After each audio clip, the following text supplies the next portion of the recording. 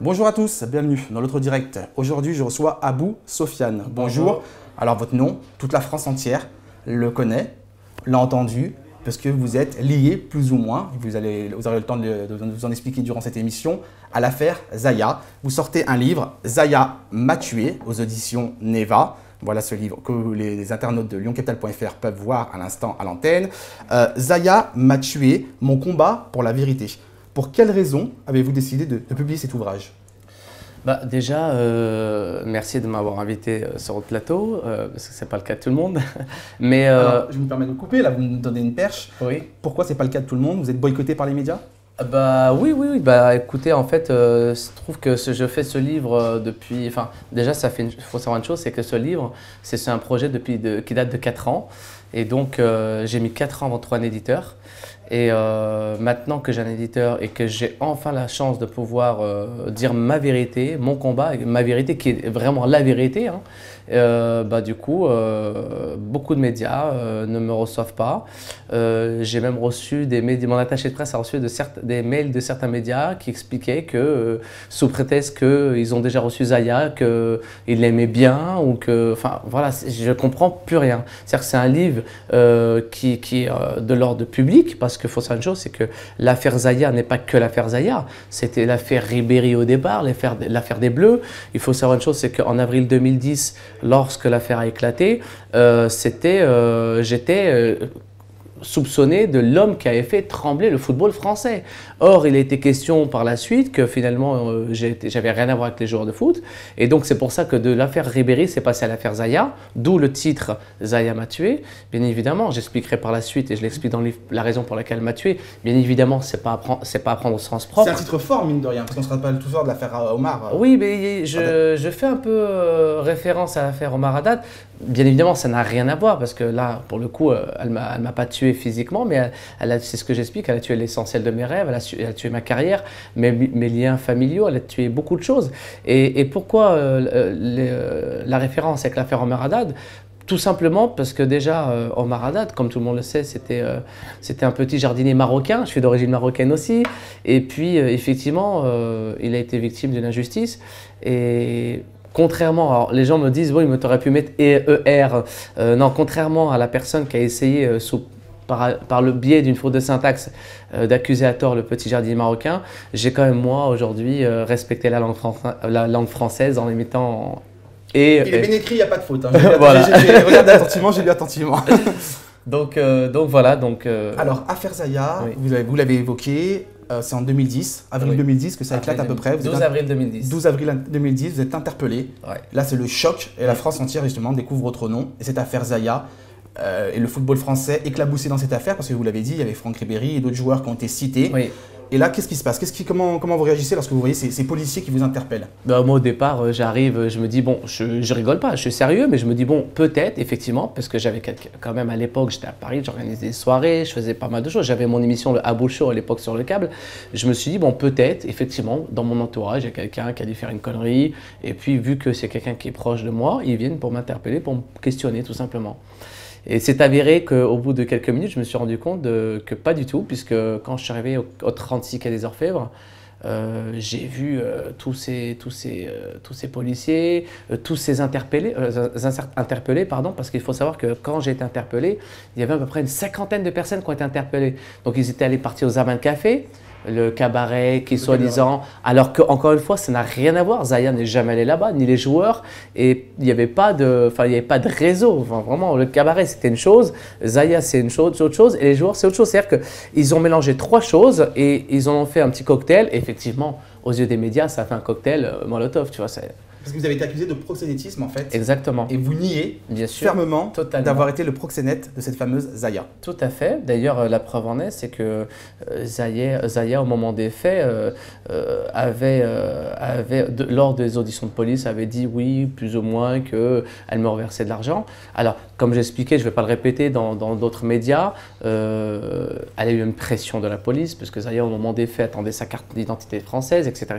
Et qu'elle est comme j'explique en même temps, c'est pas une nana qui s'exprime super bien. Vous êtes très dur, mine de rien, avec elle, parce que vous dites c'est mon amie, et en même temps, Oui. effectivement, on a l'impression que, voilà, que Zaya est un peu inculte, s'exprime pas très bien, ou non, beaucoup, je sais pas. J'ai envie de vous dire, c'est une mongolienne carrément, mais non, mais au-delà de ça, bien sûr, alors quand je dis, je dis bien l'imparfait, je dis c'était mon ami. Donc effectivement, je parle de Zaya comme étant mon ami à l'époque, mais aujourd'hui, je ne peux pas me permettre de dire que c'est mon ami. Vous avez été trahi.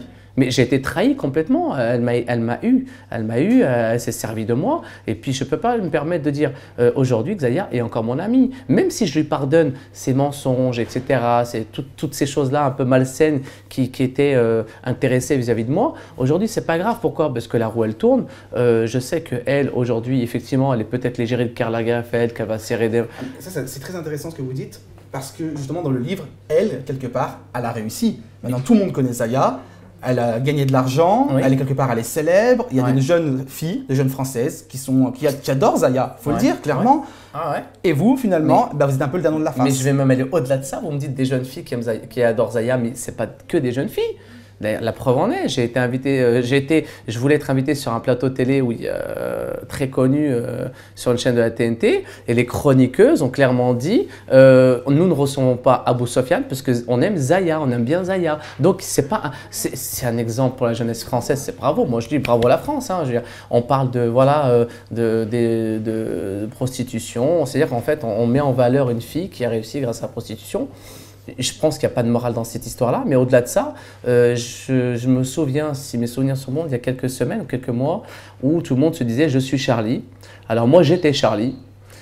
Aujourd'hui, je ne le suis pas du tout, et je vous le dis sincèrement, puisque le principe d'être Charlie, c'est donner la liberté d'expression à tout le monde, qu'on soit accusé ou pas. Aujourd'hui, il faut savoir une chose, c'est qu'il y a un appel qui a été fait de ma part, donc voilà. Je suis présumé innocent aux yeux de la justice, je suis présumé innocent. Vous êtes coupable de fait de prosélytisme aggravé, oui. Mais comme vous avez interjeté appel avec votre avocat, ce jugement, donc ce n'est pas une condamnation, cette condamnation n'est pas définitive. Exactement. Donc à l'heure actuelle, vous êtes présumé innocent. Et je vais même aller au-delà de ça, c'est que je viens avec mon avocat déposer un dépôt de plainte à l'encontre de Zaya Dehar pour diffamation, calomnie. Et il faut savoir une chose, c'est que Zaya a toujours, et d'ailleurs elle donne une seule unique interview dans Paris Match, elle dit oui, Abou est un ami, c'est pas mon soutenir, je donne mon argent à personne.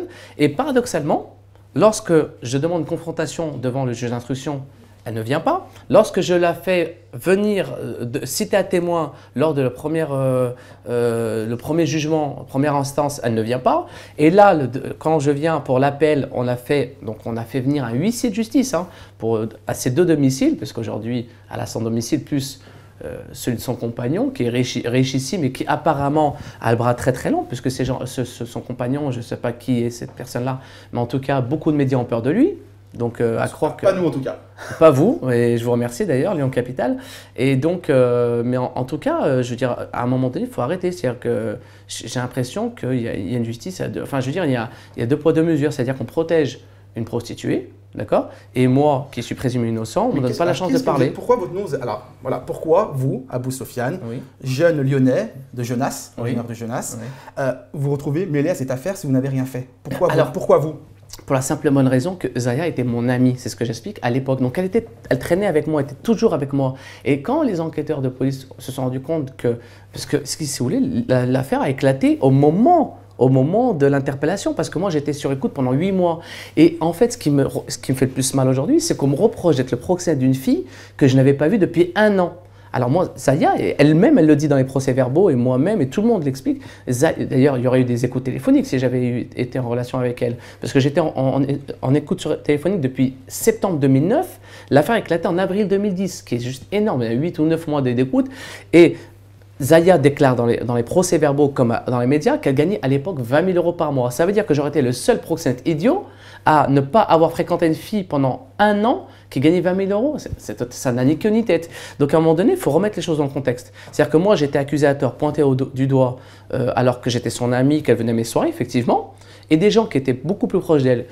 Juste sa mère, elle savait très bien qu'elle se prostituait. Elle savait très bien qu'elle était mineure. Pourquoi elle n'a pas été interpellée? Pourquoi elle n'a pas été inquiétée comme d'autres personnes? Zaya, quand elle dit devant les enquêteurs de police, oui, ce qui s'est passé, un enquêteur dit, oui, vous étiez à Munich dernièrement. Elle dit, oui, je suis parti voir Franck Ribéry. Ah, ok. Et puis ainsi de suite, l'enquêteur lui dit, est-ce que vous avez couché avec d'autres joueurs? Donc elle cite certaines personnes que l'on connaît. Et bizarrement, on cite 3 personnes, dont 2 Lyonnais et Franck Ribéry.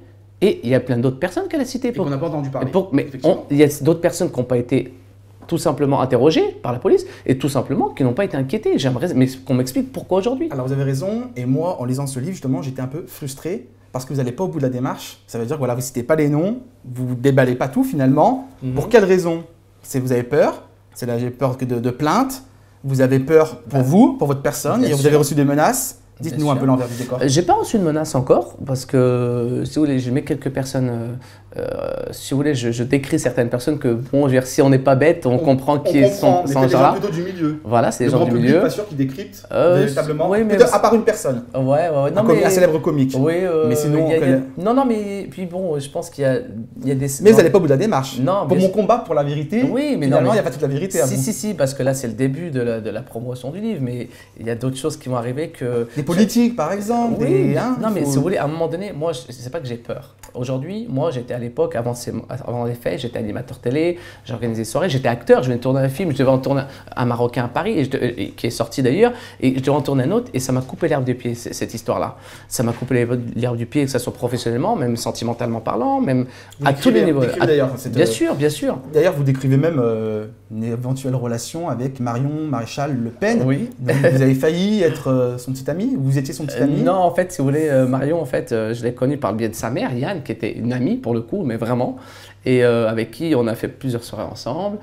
Marion Maréchal, que j'ai connue par le biais de sa mère, qui est venue à mon anniversaire aussi, à l'époque au World Place, rue Marbeuf, pardon, avec qui j'avais sympathisé. On s'était échangé nos numéros, effectivement. Et on commençait à se découvrir. Et l'affaire éclate. Et l'affaire éclate, malheureusement. Et là, vous n'avez plus de nouvelles d'elle, j'imagine? Non, j'avais plus de. Elle ne doit pas apprécier que vous parliez d'elle, vous pensez? Ou au contraire, c'est bizarre de voir Marion Maréchal Le Pen avec Abou Sofiane. Je suis désolé. Oui, mais alors le problème. dans la caricature. Le problème, c'est que c'était des faits qui remontent à plus de 5 ans, même presque 6 ans. C'est-à-dire qu'à l'époque, Marion, elle n'était rien du tout. Enfin, je veux dire, politiquement parlant, elle n'était pas connue. Vous avez même discuté, échangé avec Marine Le Pen? Oui, bien sûr. Elle était plutôt sympathique avec vous. Elle était adorable. D'ailleurs, il y avait sa sœur Yann qui me l'a présentée en me disant « Oui, bah, je te présente… » Yann disait à Marine « Oui, je te présente Abou qui a fait à l'époque la Nouvelle Star. » Tout le monde j'ai été révélé par la Nouvelle Star. Et puis là, à ce moment-là, Marine me dit « Ah, ben, j'adore chanter. » Et puis elle a commencé à chanter en a cappella sur La Bohème de Charles Aznavour. J'ai chanté avec elle. J'ai passé un moment, une soirée magnifique avec elle. Et quand je lui posais la question, la raison pour laquelle, sur le fait des Maghrébins, pourquoi elle s'acharnait, elle m'a répondu « C'est de la politique ». J'ai trouvé sa réponse très intelligente et puis très sûre, ouais, voilà. Et c'est la raison pour laquelle, bon, je nie pas le fait qu'elle soit un petit peu, bon, peut-être raciste sur les bords, c'est évident, mais je pense que c'est plus un fonds de commerce qu'autre chose. Ce monde de la nuit, alors c'est paradoxal parce que ce monde de la nuit, lorsqu'on lit votre livre, on se dit non merci, ça fait peur quelque part. Parce qu'il y a beaucoup d'hypocrisie, c'est superficiel, il y a de l'argent, etc. Ouais. Et malgré tout, vous percevez, vous continuez d'être dans ce monde de la nuit, de fréquenter ce milieu de la nuit. Non, vous êtes un peu maso.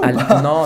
À l'époque, il faut savoir une chose, c'est que moi, je faisais des soirées, effectivement, de temps en temps, je faisais pas des soirées tout le temps, c'était occasionnellement. Souvent, mais je sortais. J'avais un carnet d'adresses. J'avais un bon carnet d'adresses que j'ai perdu beaucoup à cause de cette affaire-là, bien sûr. Hein.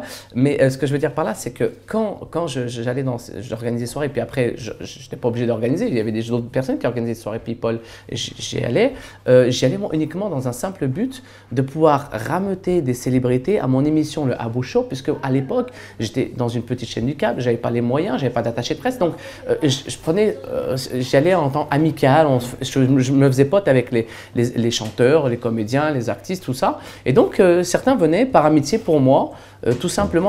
Abou, je ne vous reproche pas de fréquenter le lieu de la nuit, oui. Mais quand on a vécu une telle affaire, oui. Lorsqu'on a été comme ça, c'était, j'imagine, dur pour vous, oui, dur pour votre famille, pour vos proches.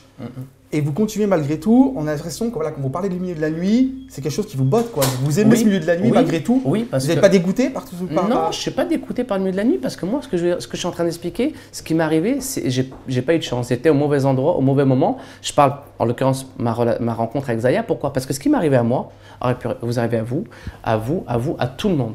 Donc, c'est la raison pour laquelle je ne peux pas, sous prétexte, à cause d'une personne ingrate, donc Zaya, parce qu'elle n'a pas été reconnaissante. Parce que la seule chose que je lui reproche aujourd'hui à Zaya, c'est son silence. Elle aurait pu devant dire les caméras, oui, bonjour, parce qu'elle elle va sur les plateaux télé pour faire la promotion de ses petites culottes. Donc elle peut très bien en même temps dire, en fait, je voulais vous dire, Abou, c'était un ami, il n'a rien à voir. Elle ne l'a jamais dit. Pourquoi? Parce qu'aujourd'hui, si Zaya, contrairement à ce qu'on disait à l'époque, il y a 5 ans, à l'époque où elle n'avait pas de souteneur, aujourd'hui, on peut dire qu'elle est entre guillemets maquée parce qu'elle ne peut rien faire, elle est dans une prison dorée. Quand elle sort, elle est obligée d'être avec un garde du corps, elle n'a même pas de téléphone portable pour appeler ses amis.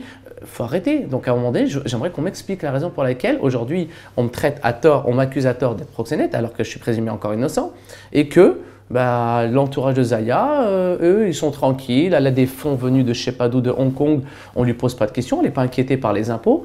Alors que moi, tout me tombe dessus. Le petit Marocain de Lyon qui arrive, voilà, je dérange, voilà. Et quand les gens en France, quand on dérange, et ben voilà, on met ce côté, tout simplement. Abou, pour terminer, on a dépassé un peu le temps, mais c'était intéressant de vous recevoir ici sur ce plateau dans l'émission Notre Direct. Qu'allez-vous devenir? Quels sont vos futurs projets? Eh bien, écoutez, pour l'instant, j'ai la promo du livre qui est boycottée, voilà, puisque beaucoup de médias ne me reçoivent pas, mais merci encore à vous. Mais mes projets pour l'instant, c'est de sortir le livre. Éventuellement, j'ai été dernièrement au Festival de Cannes, là, donc j'ai parlé avec une personne qui était intéressée plus ou moins, entre guillemets, on est en pourparlers éventuellement, pourquoi pas de l'adapter au cinéma. Donc toujours dans le showbiz, vous avez toujours besoin mais c'est pas une question de besoin. Aujourd'hui, vous êtes journaliste, d'accord? Vous vivez de votre passion, le journaliste, donc vous êtes passionné. Moi, mon travail, c'est pas forcément la nuit, moi j'étais animateur télé. Donc moi, aujourd'hui, c'est la continuité. Artistique, dans un métier artistique. Dans le métier artistique, j'étais directeur artistique, j'organisais des soirées. Les soirées, c'est un plus, pourquoi? Parce qu'à l'époque, quand je faisais mes émissions télé, j'étais pas payé. Donc il fallait bien que je fasse quelque chose à côté. Et la seule chose qui pouvait être un peu dans le même environnement, c'était les soirées people, parce que ça restait dans le contexte artistique. C'est tout. Donc maintenant, j'ai ce livre-là, j'attends de voir ce que ça va donner, puis voilà. Juste, allez, un petit mot. Oui. Vous êtes apaisé après avoir écrit ce livre? Vous avez encore de la rage, de la colère? Non, j'ai jamais eu de rage, j'ai jamais eu de colère. J'ai été déçu, trahi par Zaya, c'est une chose. Mais aujourd'hui, ce livre-là, je l'ai fait pour 2 raisons. La première, c'est déjà pour laver mon honneur et celle de ma famille. Et la deuxième, déjà de rétablir ma vérité, qui est la vérité. Et je remercie d'ailleurs Neva Édition qui m'a fait confiance parce que j'ai eu énormément de mal. Tout le monde m'a jeté comme un malpropre. Et donc, vraiment, je remercie Neva et Maître Bouzrou, mon avocat, qui a fait un travail énorme pour que je puisse être là aujourd'hui. Merci beaucoup. Merci à vous. Abou Sofiane, et bonne chance pour la suite. Merci à vous de nous avoir suivis. On se retrouve bien évidemment demain pour un nouveau numéro.